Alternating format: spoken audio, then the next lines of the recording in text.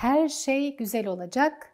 Hepinizi Matrix kafesine kapatacağız diyor. Bu çok özgüvenli bir söylem değil mi? Artık tanklar, ağır toplar değil, algoritmalar ve kodlar dünya düzenini belirliyor. Ya aman Allah aşkına. O kadar önemli insan varken Evet. benim bilgilerimi ne yapacaklar? Ve biz çok dehşete kapıldık. Odaya doğru gittiğimizde monitörün ekranı bize doğru bakmaya başladı. Peki neden Meta gibi şirketler insanları ücretsiz eğlendiriyor? Bir bilsek yani her verinin, her tıkın nasıl bir iz bıraktığını. Ekip üyelerinin dinlediklerini söyledikleri kayıtlar arasında duşta şarkı söyleyen bir kadının, çığlık atan bir çocuğun, hatta bir cinsel saldırının da olduğu ve bunları kendi aralarında paylaştıklarını da söylemişler. Hiç kimse kendi bireysel küçük adımlarının etkisini küçümsemesin. Rahman ve Rahim olan, iyiliği sonsuz, ikramı bol Allah'ın adıyla. Merhaba sevgili izleyiciler ve dinleyiciler. Gündemi ayetlerle okuduğumuz Ev Dersleri programımızın 4. sezonunun 16. bölümüne hoş geldiniz. Evimize de hoş geldiniz, programımıza da hoş geldiniz. Profesör Doktor Mustafa Merter'in aileyi ifsad etme ve insanlığı yeniden yapılandırma küresel projesini ele aldığı, meta analizi yaptığı kitabı olan Hekaton'la Son Tango kitabını incelemeye devam ediyoruz.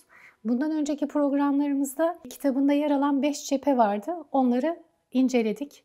Dileyen izleyicilerimiz o programlarımızı da takip edebilirler. Geçtiğimiz haftada sosyal medya ve görsel medyaya başlamıştık. Ama programın süresi yetmemişti. Orada bir paragraf vardı. Çok güzel bir paragraf o aslında. Onu okurken programımız bitmişti. O yüzden bu hafta kaldığımız yerden devam edelim. Paragrafla başlayalım. Rabbim dilimizdeki bağı çözsün, ne demek istediğimiz anlaşılsın. Hocamız Amin. çok güzel çalışmalar yapmış. Kendisinden öğrendiklerimizi aktarmaya devam ediyoruz. Anlayanı çok olsun inşallah. Amin inşallah. Terbiye gitti, baba otoritesi gitti, anne gitti, cinsellik gitti, sırada cinsiyetsizlik var. Ve artık bildiğiniz gibi burada bütün akıl, sağduyu, vicdan, edep sınırları aşılıyor. Öyle bir ön hazırlık yapılmış ki artık fazla çabaya bile gerek yok. İnsanlar Fareli Köyün Kavalcısı masalında olduğu gibi kavalcının peşine takılıp kendi kendilerine o sınırları aşıyorlar. Kimi trans, kimi queer oluyor, kimi de hiç cinsellik istemiyor.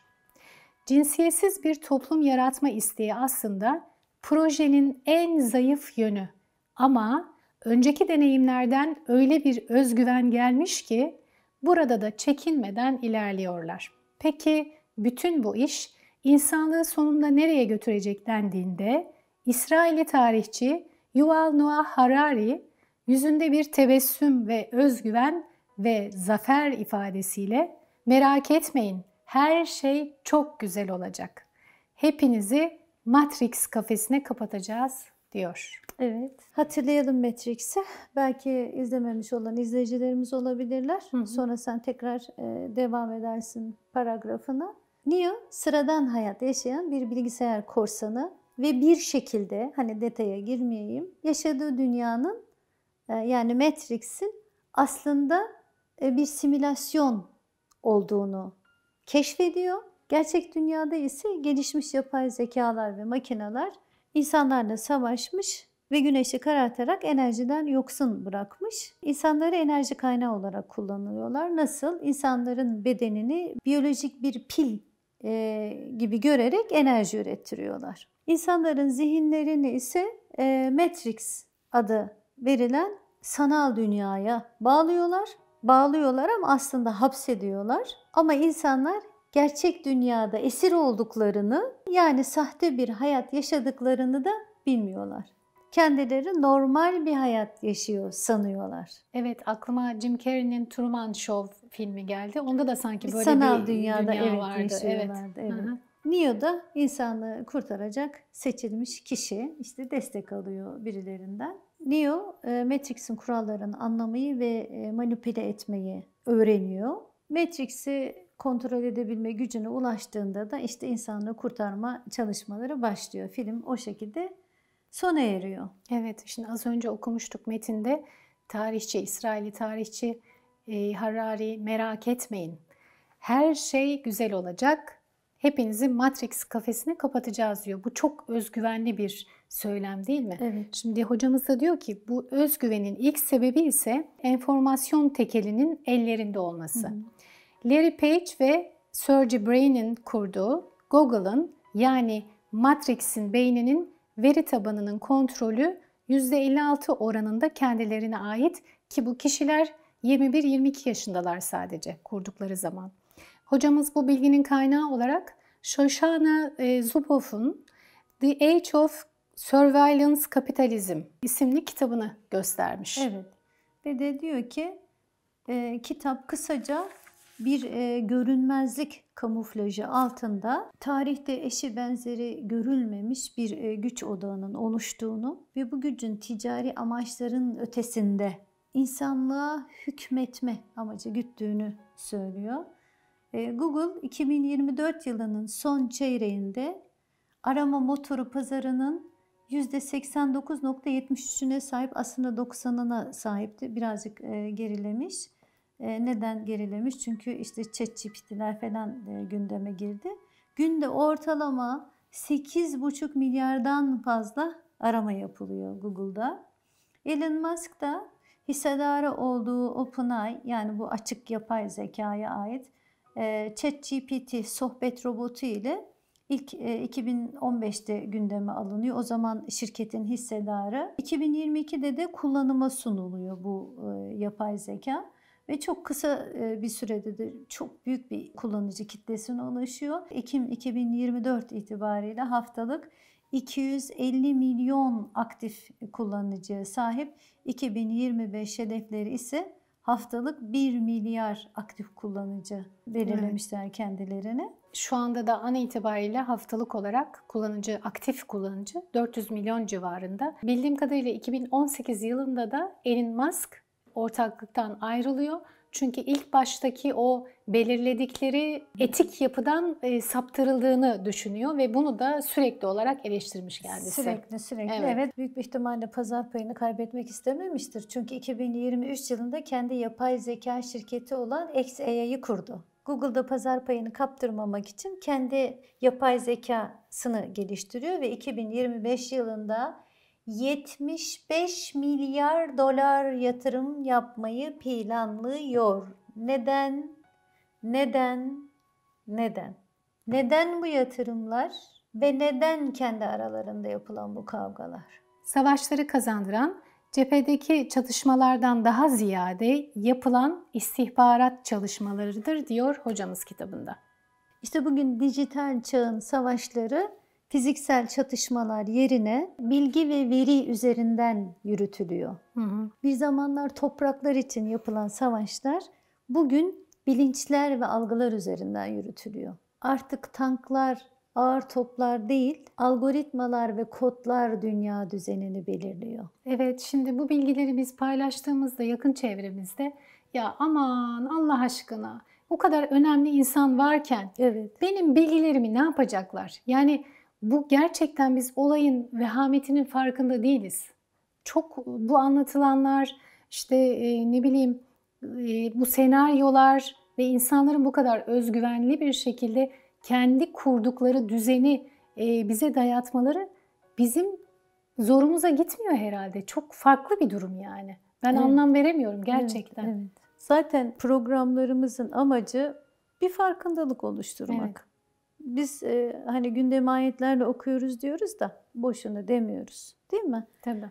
Bunları bilmek zorundayız, bilinçlenmek zorundayız. İşte daha anlatacağım inşallah. Ne tür oyunlar içinde olduğumuzu dediğin gibi bilmiyoruz ama merak da etmiyoruz. Bir bilsek yani her verinin, her tıkın nasıl bir iz bıraktığını ve bu bıraktığımız izlerle alışkanlıklarımızın, düşüncelerimizin ve hatta seçimlerimizin nasıl bir haritaya dönüştürüldüğünü. Sıradan insanların bu tek tek arkalarında bıraktığı veriler birleştiği zaman milyonların yani toplumların eğilimlerini belirliyor ve insanlar da yani toplumlar da böyle yönlendiriliyor. Hiç kimse kendi bireysel küçük adımlarının etkisini küçümsemesin. Kim bir canı haksız yere öldürürse bütün insanları öldürmüş gibi olur. Kim de bir canı kurtarırsa bütün insanları kurtarmış gibi olur. Maide suresi 32. ayeti okuduk. Bu ayet de bana Auguste Comte'u hatırlattı. Toplumu o bir organizma olarak düşünmüştü. Evet. Yani neydi? Bütünün sağlığı için o organizmanın parçalarının düzenli bir şekilde çalışıyor olması gerekiyordu. Evet. Evet. Ben de geçenlerde Halis Hoca'nın bir sohbetini dinledim yürüyüş yaparken. Ama hadisin sahihliği konusunda bir araştırma yapmadım. Sadece Evet. ondan duyduğumu söylüyorum. İşte merhametle, rahmetle alakalı bir konferans vermiş. Onu dinliyordum. Ve şöyle demiş Resulullah sallallahu aleyhi ve sellem. Demiş ki Allah'ın rahmetinin büyüklüğünü eğer kul bilse sanki hiçbir büyük günahtan geri adım atmayacağı bir noktaya gelebilir. Yani bu mealde bir hadis rivayet etti. Ben de orada o noktada bıraktım ve dedim. Tamam, Rabbimizin rahmeti çok geniş. Elhamdülillah hani bunu yaşadığımız hayatta da görüyoruz. Ama eğer hani bu kadar çok genişse o zaman neden bu kadar çok kural var? Ve hemen Allahu alem bilmiyorum, ben şöyle bir sonuç çıkarttım. Çünkü her işlediğimiz bir günahın ucunda ya biri ya birileri oluyor. Evet. Dokunduğu. Yani biz bireysel olarak o günahı işlemiyoruz. Biz mutlaka ucu bir şekilde topluma dokunuyor Allahu alem. Ben böyle bir sonuç çıkarttım. Evet, yani küçücük bir kıvılcım kocaman bir yangına dönüşebiliyor gibi. İşte o sebeple kişisel verilerimiz toplumların davranışlarını tahmin etmekten politik kampanyaları yönlendirmeye, ticari kararlar almaktan manipülasyon stratejileri oluşturmaya kadar böyle geniş bir alanda silah olarak kullanılıyor. Dijital izlerimiz modern dünyada kontrol ve gücün anahtarı haline geldi. Dijital iz nedir? Belki ilk kez duyan takipçilerimiz vardır. Onlar için bir söyleyelim istersen. Tabii. İnterneti kullanan her kullanıcının işte davranışlarını, alışkanlıklarını, her türlü aktivite sonucu bıraktığı izlerin genel adına dijital ayak izi deniliyor. Ben bunu bir şekilde de benzetiyorum. Hani karda bıraktığımız ayak izlerine de benzetiyorum. Dijital ayak izleri de, karda yürüdüğümüz ayak izleri de bizim nerede olduğumuzu, nerede bulunduğumuzu, hangi yöre yönlendiğimizi birilerine haber verebiliyor. Evet, karda yürü, izini belli etme demişler. Öyle mi acaba? İşte bu mümkün değil maalesef. Karda yürüyüp izini belli etmemek pek mümkün değil. Çünkü izleyen kişi bıraktığımız izlerle bizi bulabiliyor. İnternette de yaptığımız her tık, her paylaşım, her beğeni, her arama motorlarını kullanıyoruz. Evet. Her gezinme karda olduğumuz gibi bizim kim olduğumuzu, nerelerde dolaştığımızı ve hangi yöne gitmekte olduğumuz konusunda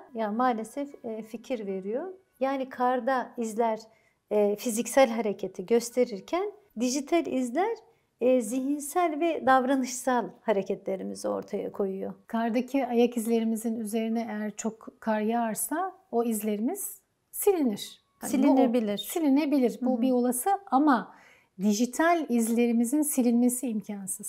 İşte dijital izler de kötü niyetli kişilere, şirketlere, kurumlara bizi takip etme imkanı veriyor. Bu da neyi beraberinde getirebilir?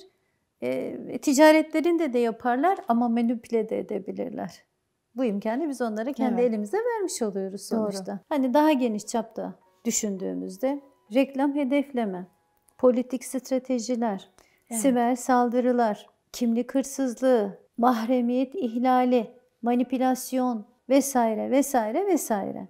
Yani arama motorları kısaca hani bu savaş niye? Çünkü bu savaş sadece bizim kişisel değil, toplumların da yani ülkelerin de davranış kalıplarını araştırıyor. Sosyal medya sitelerinin Ekim 2024 itibariyle 3.29 milyar günlük aktif kullanıcısı Facebook, WhatsApp, Instagram yani yeni adıyla Meta sosyal medya kralı Mark Zuckerberg'e ait. Hocamız Mark Zuckerberg için şeker baba hitabını kullanıyor. Evet, Zucker çünkü herhalde Almanca'da şeker demek olduğu için ben de Dijital şekerci diyorum kendisine. Gerçekten insanlara şeker veriliyor. İşte görsellerin, beğenilerin, takipçilerin parlak ambalajına saklanmış dijital şeker. Programımızın adını da ondan zaten dijital şeker koyduk. Anlık tatminlerle dopamin patlaması yaratıyor. Kaydır kaydır kaydır kaydır. Hiç bitmiyor. Yani dibi gelmiyor. Bunu beğendiysen şunu da beğenirsin. Şunu beğendiysen bunu da beğenebilirsin. Diyerek bizi aslında amaçları orada tutmak ve bu tasarımları bilinçli olarak çok kolay kullanımı da var zaten. Çünkü herkes çok kullansın diye. Bak ne dedim biraz önce? 3.29 milyar insan aktif kullanıcı dedin. Günlük. Dünyanın nüfusu ne kadar zaten? 8,5 milyar. Evet. Yani çok korkunç büyük bir gerçekten rakam. Yani her şekerin olduğu gibi böyle ilk baktığında tadı tatlı gelse de mutlaka ve mutlaka sonunda bir pişmanlık bırakıyor. Peki neden Meta gibi şirketler insanları ücretsiz eğlendiriyor? Sosyal medya şirketleri için bize ait olan veriler altın değerinde. Yani benim verim onlar için altın. Neyi izlediğimi, neyi sevdiğimi, neyi tercih ettiğimi, neyi merak ettiğimi o kadar güzel biliyorlar, analiz ediyorlar ki bana ait olan verileri de şirketlere satıyorlar. Ki oradan bana reklam izletecekler ama bu sadece bir ayağı tabii ki de. Mesela YouTube'da bir ayakkabı videosu izledim ya da işte Instagram'da yine bir spor ayakkabısı videosu izledim. Neden bundan sonra sürekli önüme spor ayakkabıları reklamı çıkıyor? Aslında sadece bizim verilerimiz değil, iletişimde olduğumuz kişilerin verileri de bu işin içine giriyor. Ben hiç arama motorunda beyaz spor ayakkabısı aratmadım. Instagram'da da bakmadım. Ama seninle WhatsApp'ta yazışırken beğendin mi beyaz spor ayakkabısını dedim. Evet. Bundan sonra ne oluyor? Benim ekranıma sürekli olarak spor ayakkabısı reklamları düşüyor. İşte buradan da görüyoruz ki o zaman tıklamak sadece tıklamak değil. Yani konuşmalarımız da dinleniyor mu acaba diye insan düşünüyor. Düşünüyor. Aslında bunun cevabı ne evet ne hayır. Tam anlamıyla dinliyorlar diyemiyoruz ama beni benden daha iyi tanıyorlar. Şöyle konuşmalarımızı kayıt altına alıp dinlemiyorlar. Biz farkında olmadan telefonlarımız bazı kelimeleri algılıyor. Mesela hey Siri dediğimizde hemen anında cevap veriyorsa bu ne demek oluyor? Hey Siri benim telefonum. Ay inanılır gibi değil ya. Sevgili takipçilerimiz şu anda çok ilginç bir şey oldu. Havacım telefonun uçak modunu almamış. Ben hey Siri dediğimde Siri'den cevap geldi şu anda. Çok ilginç. Evet. Şaşırdık biz de. Şaşırdık bu ses nereden geliyor dedik. Niye senin Siri'nin açık? Bilmiyorum. Tamam dinleniyorsun Dinleniyorum o zaman. Yani hey Siri dediğimizde eğer o bize cevap veriyorsa demek ki mikrofonlarımız hep açık ve dinleniyoruz. Google ve Apple'da biz sadece belirli kelimeleri algılayıp işleme alıyoruz diyorlar. Diyorlar bazı ses kayıtlarını iyileştirme amaçlı tutuyoruz diyorlar. Şöyle oluyor. Mesela aracındasın ve diyorsun ki Siri en yakın kahveci nerede diyorsun. Siri de yanlış ve saçma bir cevap verdi. Apple'da bu tip hataları düzeltebilmek için bu ses kayıtlarını saklar ve analiz ederiz diyor. Aslında baktığın zaman orada da hani çok değişik korkunç bir durum yok. Değil mi? Aynı şekilde Google asistanına da hava nasıl diye sorduğunda sesin kalitesini, aksanını, kelimelerin telaffuzunu vesaire vesaire biz çok daha iyi bir şekilde analiz edip çalışmak için bunları tutuyoruz diyorlar ama şimdi biz de sorgulayabiliriz değil mi? Yani bunun kötü tarafı ne olabilir ki? Hani nasıl bir sorun olabilir burada? Bu ses kayıtlarının şirket çalışanlarının tarafından dinleniyor olması da mümkün. 2019 yılında ortaya çıkan bir habere göre Amazon'un Alexa asistanı için ses gözden geçirme programında çalışmış 7 kişi bazı günler dinledikleri materyalin vardiya başına 1000 ses kaydına çıktığını söylemişler. Ses kayıtlarının müşterinin ön adı, cihazın seri numarası ve hesap numarasıyla bağlantılandırıldığını da belirtmişler. Ekip üyelerinin dinlediklerini söyledikleri kayıtlar arasında duşta şarkı söyleyen bir kadının, çığlık atan bir çocuğun, hatta bir cinsel saldırının da olduğu ve bunları kendi aralarında paylaştıklarını da söylemişler. Haberin patlak vermesi üzerine Amazon'un sözcüsü e-mail ile Alexa ses kayıtlarının son derece küçük bir parçasının iyileştirme yapılmak üzere dinlendiğini belirterek konuyu kapatmış. Tabii, hem de e-maille. Evet. Bir başka skandal da 2018'de takipçilerimiz hani oradan takip edebilirler. Webtekno.com haber sitesinden Amazon Alexa'nın dinleme yaptığını kanıtlayan ürkütücü veriler paylaşıldı başlığı ile. Yani bilgilenmek isteyen oradan bilgilenebilir. Üstelik bu dinleme mobil cihazdan değil, evin içinde kullanılan akıllı aletlerden yapılmış. 2022'de dünyada en fazla satan küçük robotlar var ya, süpürge robotları. Evet, iRobot. 10 milyondan fazla robot süpürgesi satan iRobot Roomba J7 serisinin evlerde çekilmiş kişisel fotoğraflar ve düşük açılardan çekilmiş mahrem fotoğraflar elde edildi haberi çıkmış. Yine şirket 2022 ürün geliştirme sürecinin bir parçası olarak Roomba tarafından çekildiğini doğrulamış. Ev güvenliği için kullandığımız kameralar, hatta bebek monitörleri de işin içinde. Onlar da kötü niyetli kişilerin eline geçirilebiliyor. Bir haber okudum, gerçekten çok dehşete düştüm. Hürriyet.com.tr'nin bir tane haberi var. ABD'de yaşanıyor olay. Anne ile baba mutfakta, bebek de odasında. Monitör var. Ses monitörü. Bebeğin odasında. Ses ve görüntü. Diyorlar ki odadan anormal bir sesler gelmeye başladı. Bir erkek sesi hem küfür ediyor hem taciz edici, işte kötü sözler söylüyor. Ve biz çok dehşete kapıldık. Odaya doğru gittiğimizde monitörün ekranı bize doğru bakmaya başladı diyor.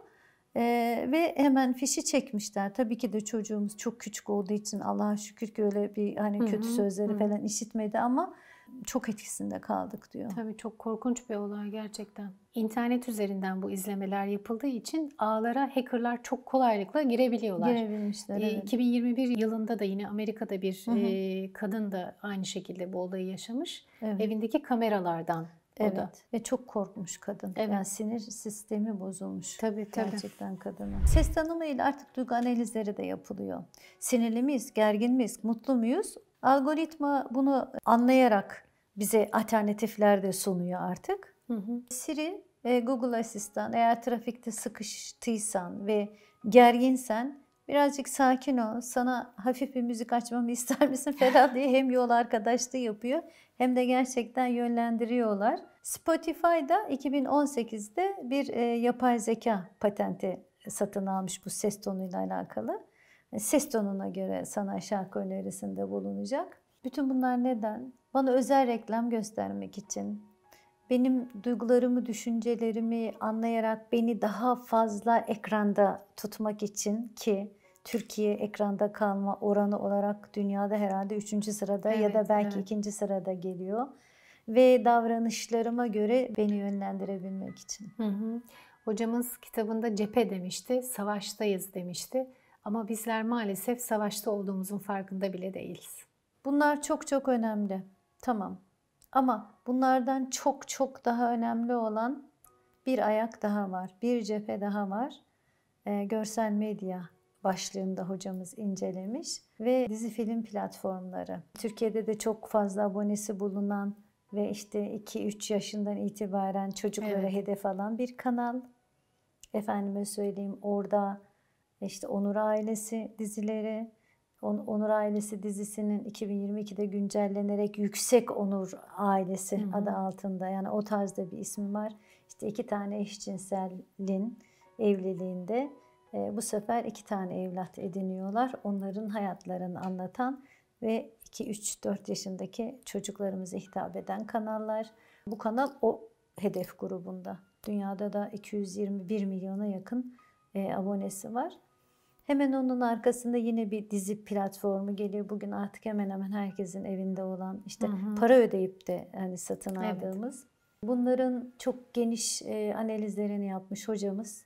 Bu kitabı da mutlaka okumamız ve okutmamız gerekiyor. Hı hı. Çok farklı konular var, çok farklı cepheler var. Ancak Allah biliyor ya biz Ramazanımızı bu konularla geçirmek istemiyoruz. Evet, evet. Allah nasip ederse uzman klinik psikolog Uğur Dalan hocamızı programımıza davet ettik. Sağ olsun kırmadı bizi, gelecek. Bağımlılık hakkında konuşacağız. Her türlü bağımlılık, sosyal medya bağımlılığı, telefon bağımlılığı, madde bağımlılığından bu arada sizin de aklınıza gelen, öğrenmek istediğiniz sorular olursa Instagram DM'den yazabilirsiniz. O halde Kapatalım kapatıyoruz programı. programı. Yine çok güzel bir programdı. Gerçekten çok faydalanıyorum ben şahsen. Eminim takipçilerimiz de öyledir. Bilgiler çok güzel. İnşallah tabii ki hem anlayalım hem anladıklarımızı da etrafımıza, eşimize, dostumuza anlatalım. Anlatalım inşallah. Duamız bugün bu olsun İnşallah. diyelim. Allah razı Allah'a olsun. emanet olun. Hoşça kalın. Görüşmek üzere. Hanelerinize selam olsun. Allah'a emanet olun. Hoşça kalın.